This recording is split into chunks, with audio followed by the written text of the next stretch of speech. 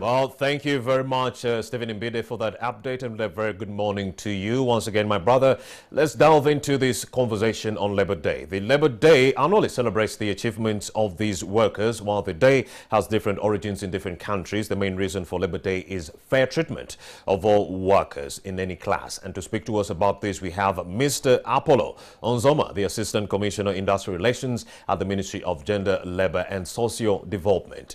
Welcome and morning. Well, what we do know that the onset of the COVID-19 pandemic did not leave the employment world the same, and that is the same right here in Uganda. 6,000 people have lost their jobs since the onset of the COVID-19 pandemic. Help me understand if that figure is correct and what your ministry is doing about this.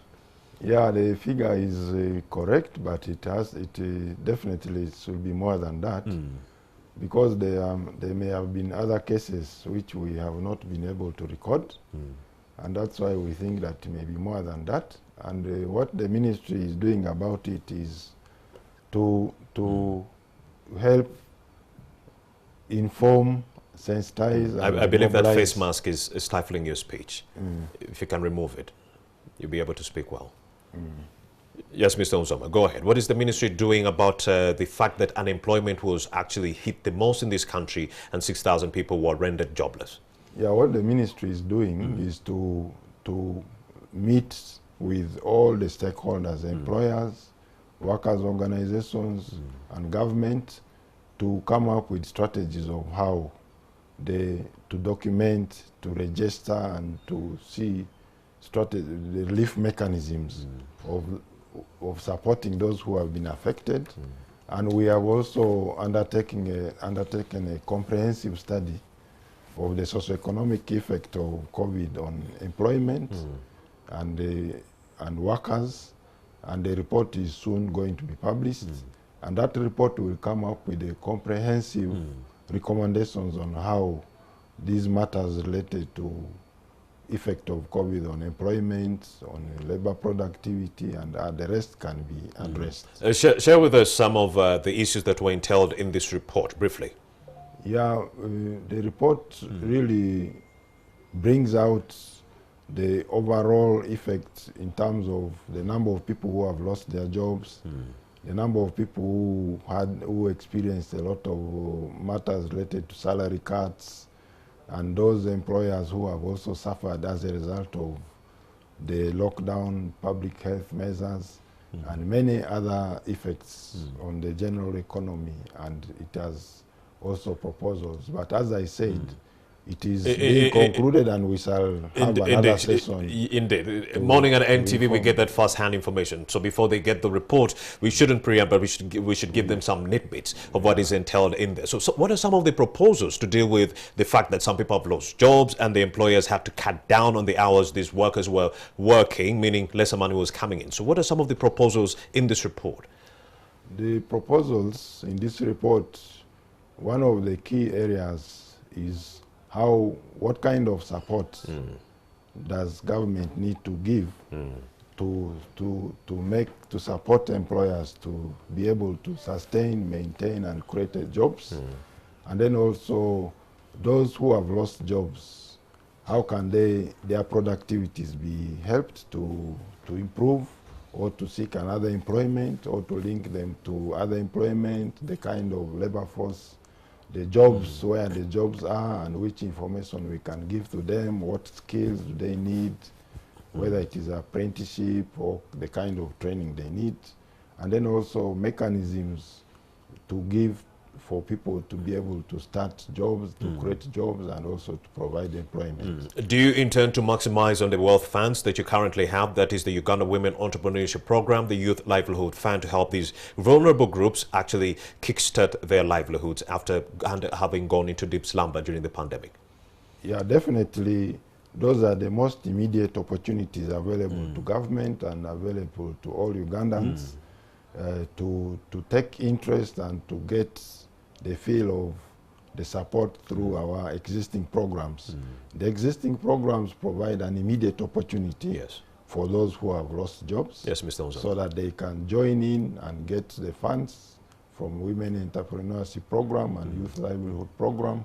We also have Songhai model and the other schemes which the ministry has, which are all aimed at supporting youth and women to come out of their situation and be able to live a good life. Yeah. Well, soon these funds from the Uganda Women Entrepreneurship Program and the Youth Livelihood Fund, which shall be dissolved into the parish development model. They only halted that process and the funds were brought back to your gender ministry. How have these programs been performing under the gender ministry, and do you think there will be a detrimental effect on the vulnerable groups that you've been targeting when these funds are taken to the parish development model under the local government ministry? Well, the discussion is still ongoing.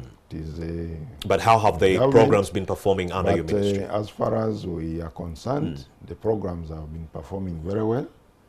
And we still think that the reasons why these programs were established, the discussions for establishment and the current level of management, we still think that it can move on the way it can move. But if government has its own analysis, and which may be for the better of the people whom the programs have been targeting, we go by the... I hear you, Mr. Onzama. So you feel like the programs are performing better under your ministry, but if government has a better vision, so be it. Yeah. All right, let's look at this year's theme: enhancing innovation for increased employment creation and labor productivity, a sustainable COVID-19 response. That is the theme for this year. What informed it? What actually informed this is that, as you know, world over and even in Uganda, people were not able to, people were locked down. Workers and employers suffered the same manner. But even labor productivity also suffered. So the organizations which have been able to survive this during this period definitely must have done a lot of innovations to survive. New ways of doing business, new skills of doing work, retaining workers, and also other ways of managing. So as we have moved through this year, 1 year during COVID and with employment issues and so on, we think that innovations are better ways of employers, workers, and government coming out to see how to maintain job creation and also to maintain labor productivity so that services are delivered even with the public health guidelines and regulations amidst us. What kind of innovations do we need to do? Mr. Nzoma, you can only be assured of enhanced innovation if you're focusing on the technological advancements of the 21st century. We are talking about the internet. But then the trick is, or the nick, is that there is a proposal to have a 12% levy on the internet. Don't you think this will go a long way in curtailing your projections of having to enhance innovation while using technological advancements like the internet, where many people will be cut off because of this levy of the tax, 12%? Yeah, this is the time when all interventions of government should have a face of the effects they have on employment creation. Because whatever interventions, investments which are done, there should be that element of what are the likely effects on our strategies, government strategies on reducing the unemployment problem in this country. So those are things which can be harmonized, and definitely with the current situation we are in, we need to see how we can innovate and ensure that we maintain the employment and also we reduce unemployment. Because during the onset of the COVID-19 pandemic, many businesses were rendered, dead. That's what happened. So if I couldn't have a physical business, the only alternative was to get online, the e-world, get onto the internet, find a way of reaching that customer on the internet. So my question was, you now have these proposals to have a 12% levy on the internet. Should we remove any kind of tax on the internet to allow workers who were unable to work in the physical world to get onto the internet and continue with their livelihoods? Should we remove this tax and any hurdles on the internet? Yeah, there is something we need to do about it, and that's why the framework which is in place for managing the COVID includes all the relevant line ministries, And therefore, definitely, this is a matter which can be discussed.